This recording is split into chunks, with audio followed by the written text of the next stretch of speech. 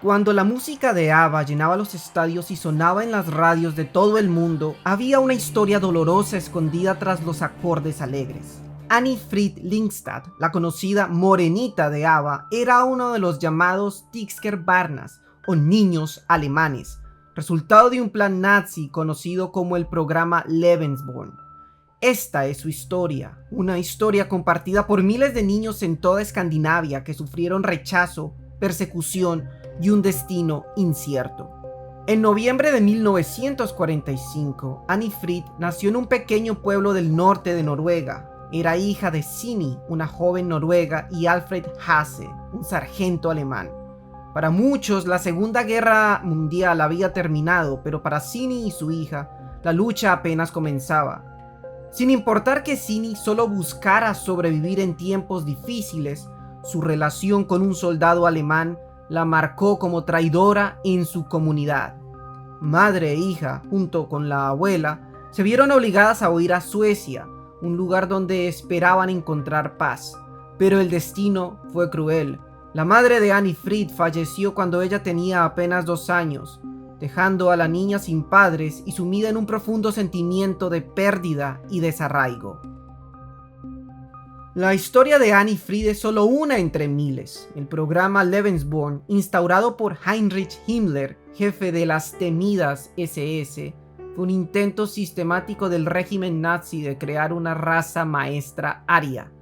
Himmler y sus colaboradores seleccionaban meticulosamente a mujeres racialmente puras y fomentaban su embarazo con soldados alemanes, con el fin de aumentar la población de individuos considerados biológicamente valiosos. Las mujeres embarazadas que calificaban podían dar a luz en instalaciones del Lebensborn, lejos del escrutinio público, pero no fue todo tan idílico como se planeó. Durante la guerra, el programa se expandió y radicalizó, incluso llegando al secuestro de niños con rasgos arios en territorios ocupados para ser criados como alemanes. Para los Tixker-Barnas, la derrota de Alemania significó un destino cruel. Con el odio enardecido de la posguerra, muchos de estos niños, incluidos los nacidos en Lebensborn y aquellos hijos de soldados alemanes, fueron tratados con desprecio y vistos como el legado de la ocupación nazi.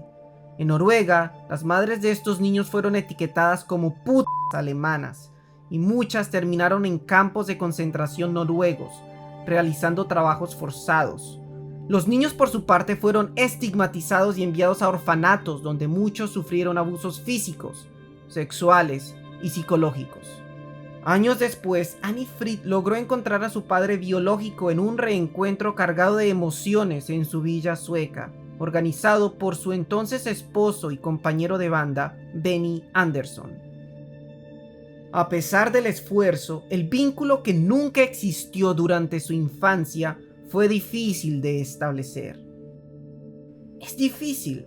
Habría sido diferente si hubiera sido una adolescente o una niña, comentó Annie Fried tras la reunión.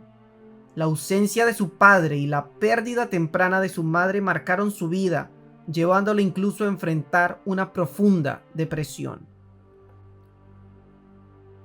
Hoy, Annie Fried es una figura respetada, vista como un símbolo de resistencia y superación para muchos de sus compañeros Tixker-Barnas.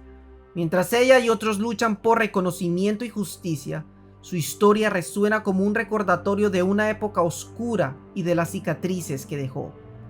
El legado del programa Lebensborn no solo se cuenta en documentos históricos, sino en las vidas destrozadas y en la lucha continua de aquellos que, como Annie Fried, buscan sanar las heridas de su pasado. Ahora, estos niños que alguna vez fueron perseguidos, muchos de los cuales están en sus 60 años, han sido reunidos por la fotógrafa británica Lucinda Marland, quien viajó a Noruega para entrevistarlos y tomar sus retratos. Las personas que conocí se describieron a sí mismas como las afortunadas y afirman que cientos de otros niños nunca pudieron aceptar el prejuicio y la crueldad que sufrieron, dice Marland. Eran personas increíblemente humildes y orgullosas que aún están lidiando con sus demonios. Muchos de ellos se emocionaban mientras hablaban conmigo. La historia de Paul Hansen. Me clasificaron como retrasado. Creo que la familia de mi madre la presionó para que me abandonara, así que nací en un hogar Lebensborn en 1942 y mi madre me dejó allí. Más tarde supe que después de la guerra, una delegación del gobierno acudió al hogar para decidir qué hacer con los 20 niños de la guerra, entre los que me encontraba, que habían sido abandonados allí. Nos pusieron en fila y el médico dijo que nos llevaría. Resultó que era el director de un psiquiátrico. No había ningún pronóstico médico detrás de su decisión, era simplemente que éramos niños de la guerra y por lo tanto debíamos ser retrasados debido a nuestra filiación. No hicieron ningún esfuerzo por localizar a ninguno de nuestros familiares. Simplemente nos encerraron con niños tan enfermos que algunos eran incontinentes e incapaces de alimentarse por sí mismos. Yo tenía 4 años. Cuando me liberaron, había perdido toda posibilidad de recibir una educación adecuada y durante los años siguientes pasé de un hogar a otro. Al fin me enviaron a una escuela especial para niños con problemas de aprendizaje y enfermedades mentales. Fue la única educación formal que recibí. Los niños de la guerra estaban segregados del resto de la escuela. No se nos permitía ningún contacto con la comunidad exterior. Luego me trasladaron a un hogar para niños y después a otra institución mental, donde por fin tuve edad suficiente para firmar mi salida. Allí me ayudaron a conseguir trabajo en una fábrica. Mis compañeros se burlaban de mí sin piedad, hasta que un día me levanté y les conté lo que me había pasado. No volvieron a burlarse de mí y me quedé allí 17 años. En 1975 me casé, pero mi mujer sufrió una crisis nerviosa y nos divorciamos en 1977. Luego viví con alguien durante casi 20 años, pero murió de cáncer. Ahora trabajo como limpiador y conserje en la Universidad de Oslo y tengo una novia desde hace mucho tiempo. Por mucho que me duela hablar de mi pasado, lo hago porque es importante que la gente sepa lo que nos pasó. Pasé los primeros 20 años de mi vida en instituciones psiquiátricas solo porque mi padre era alemán. La historia de Kiki Skermo. Fui abusada cuando tenía 10 años. Nací en 1945 cerca de Trondheim. Mi madre estaba mucho tiempo fuera buscando trabajo. Mis abuelos me criaron y me hablaron de mi padre. Me mantenían pero nunca me mostraron cariño. Me sentía como si viviera detrás de un muro de silencio. La vida era muy vacía y confusa.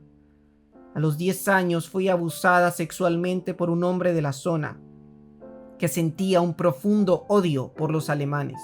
Yo no le conocía, pero él sabía que yo era una niña alemana. Me dijo que la gente como yo había nacido para ser utilizada. No me atreví a decírselo a nadie. Me quedé en cama una semana fingiendo que tenía un malestar estomacal. A los 15 años me concedieron un permiso especial para casarme con mi marido. Tardé un par de años en contarle mi historia, pero siempre ha sido un gran apoyo y llevamos 47 años casados. Tanto él como mis hijos me animaron a buscar a mi padre, al que conocí por primera vez cuando yo tenía 42 años. Tenemos una relación maravillosa y cuando mi hija se casó, me pidió si mi padre podía acompañarla al altar para demostrar al mundo que se había roto el hechizo. Me ha llevado mucho tiempo poder decir, no pasa nada, yo soy una niña alemán. Es importante hablar para ayudar a otros niños de la guerra que no son tan afortunados como yo.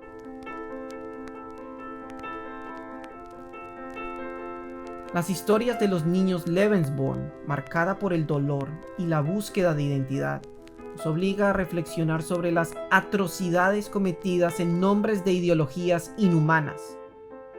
A través de sus canciones y su historia personal, Anni-Frid Lyngstad nos muestra que incluso las heridas más profundas pueden encontrar una voz, recordándonos que, aunque el pasado no se puede cambiar, aún podemos luchar por la justicia y la verdad.